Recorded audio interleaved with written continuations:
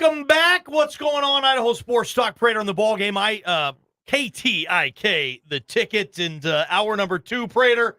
We're going to be talking a huge national sports rumor this hour, and if this thing does come to fruition, will certainly be one of the big, fat, cheesy, greasy, juicy sports stories of the year, or next year, maybe I should say. So we'll do that this hour. We'll give away Bill Burr tickets, the great comedian during the Rock Jocks and Pop Culture. But first, our video segment. We turn the cameras on in the RowPaint.com studio right now, so you can find us on all of our channels, social media, YouTube, and all that good stuff to see what it's like inside this studio, Mike Prater. Somebody described this, our studio was too busy. We think it kind of looks like a sports bar.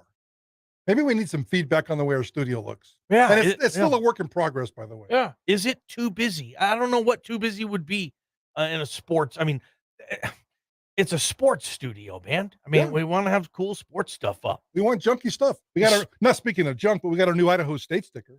Yeah, this studio reminds me of my bedroom when I was like 12. And it was a pretty fun place to hang out, Prater. You sure it doesn't look like this now? Nerd. I'll leave it at that. We had a good interview yesterday with Andy Peters, didn't we? Yes, we did. Very good. And not because of us. Dude was awesome. Yeah, he was, man. And he made a tough decision. He's leaving Boise State, local kid, Timberline High School. He's now going to play for Mike Morosky at the College of Idaho. He'll be a teammate of JP's son. That's going to be a cool thing for JP as a Yote season ticket holder. You know, Andy Peters is now could be JP's quarterback. Could be. He's got a battle Saturday. ahead of him. He does. Don't get too carried away. He's got an incumbent to beat so far. We got Capital High School versus Timberline High School, essentially going for that Yote's starting position. But go Capital. It wasn't so much. It wasn't so much what he said about College of Idaho that we wanted to discuss today. It was more of what he was saying about Hank Bachmeier at Boise State. Andy Peters has spent the last couple of years with Hank Bachmeier, probably more than with Hank Bachmeier and his girlfriend. When these guys get together, teammates, they spend a lot of time together, practices, film studies, quarterback room, everything. You guys know what the drill is, 20, 30, 40 hours a week of just talking quarterback, just talking football. And they do it as a group, all 5 Boise State quarterbacks, Scullies, walk-ons, whatever. They do it as a group. And Andy Peters has spent 2 years with Hank Bachmeier as a friend, as a teammate, as a coworker, as a confidant, all kinds of things out there. And we thought it would be good to dive into Andy Peters' mind. We kind of asked him toward the end of the interview, kind of buttered him up with some other kind of football questions, and then talked to him a little bit about Hank Bachmeier. It was very interesting what he had to say. Yeah, JP, get that clip set, because Prater, you had the question, and it was something along the lines of, asking Andy Peters, Hank's former backup, one of them, what do you think his future plans would be? And it was crazy. It was almost like you talked to Andy Peters before the interview, because he was like, we just kind of finished talking about this. Yeah, the key here is Hank Bachmeier has 1 real year left and 1 COVID year left. Could he play football? Could he start at Boise State for 2 more years? Here's what Andy Peters said yesterday on Prater the Ballgame. I had this conversation with him not that long ago, and it kind of went into my decision as well. It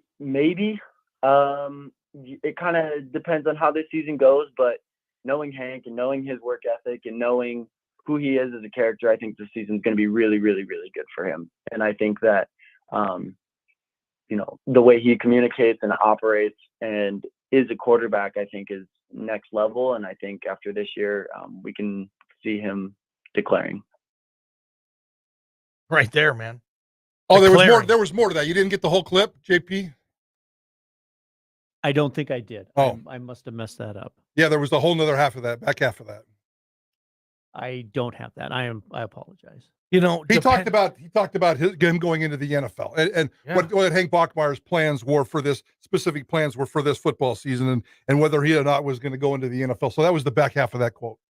Is Chef Wally paying you to wear that T-shirt right now? Are you selling Just Cater It on your left breast right now, Michael Forrest? You said left breast. No, I don't even think you can see the logo. And I'll turn this way so you can't see the logo anymore. So. No, I'm just kidding. I like seeing the logo. All kidding aside, the one thing that Andy Peters said in that clip that stood out to me, Prater, was depends on how this season goes, dude. Okay? Because if this season goes well, it could be one of 2 things. All of a sudden, Boise State fan is saying, no, Hank, come back. I mean, if Hank wins Mountain West Player of the Year, or if Hank Bachmeier is first team all Mountain West quarterback, I think you're crazy if you're a BSU fan, if you're still saying, whoa, what about Talon Green? Well, give me the fast guy. Well, dude, if your quarterback was just the first team all league kid, you don't want anybody else, correct? You want another year out of Hank. But the other side of the coin would have Hank saying, I'm Mountain West Player of the Year, first team all league guy.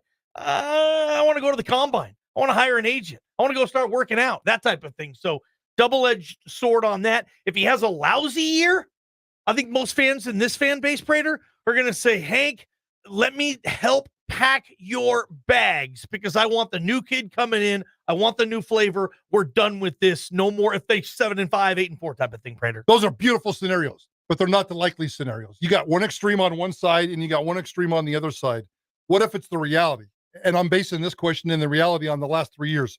What if he gets just a little bit better, like he did from freshman to sophomore to junior? What if he just gets a little bit better? Maybe he is maybe he's second team all Mountain West. Maybe he's first team all Mountain West, but somebody else is the Mountain West Offensive Player of the Year. Yeah. What if he takes that step where he throws a few more touchdowns, a few less interceptions, a few more yards, and jumps from 65% to 69%, 70% in terms of his completion percentage? Not quite superstar material, but he gets just a little bit better. And that kind of puts him in the gray zone.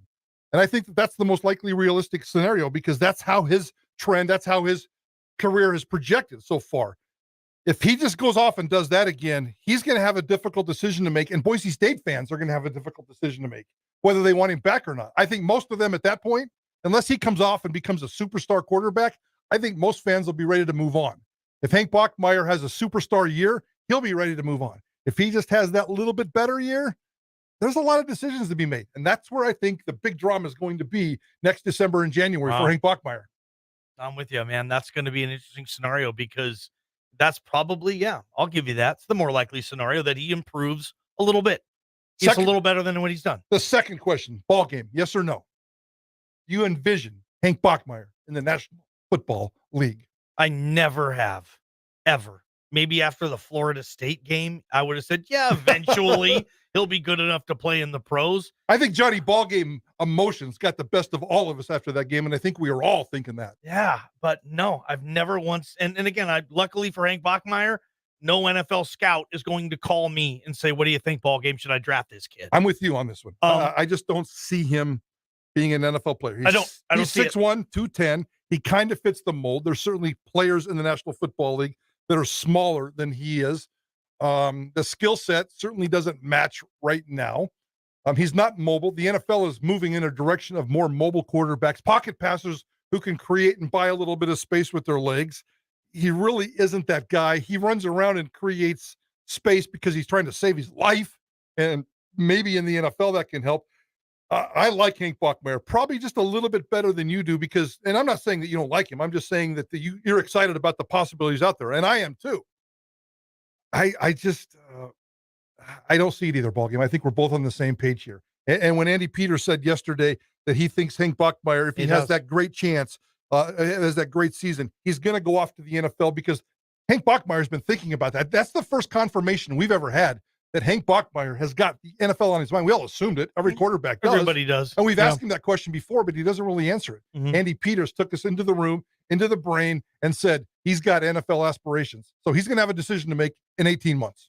Now, I like the history of Boise State quarterbacks, and I only go back to Bart Hendricks. I don't go back anybody before that. I don't really remember Tony Hildy and all the guys that everybody else remembers who watched this team longer than I have. But, you know, Bart Hendricks, Ryan Dinwiddie, Jared Zabransky, Kellen Moore, Taylor Tharp, right? Or Taylor Tharp, Kellen Moore, Brett Rippon, you know, Grant Hendrick in between there.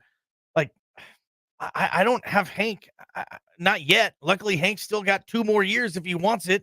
But, I mean, Grant Hendrick didn't get drafted. I thought Grant Hendrick was a better quarterback in college than Hank Bachmeier. If I had to play some weird fantasy game where I'm drafting ex-Boise State quarterbacks, I think I would draft Grant Hendrick ahead of Hank. Maybe that makes me an idiot because Grant only got to play 1.5 years, but he won a Fiesta Bowl. He led the nation in completion percentage. He was the most mobile quarterback I've seen maybe since Bart Hendricks. Really, right? I mean, he could run. Yeah, I mean, I would throw a couple of the other ones in there. Yeah, but I can go then I go to Brett Rippon, who's in the NFL right now and hanging on.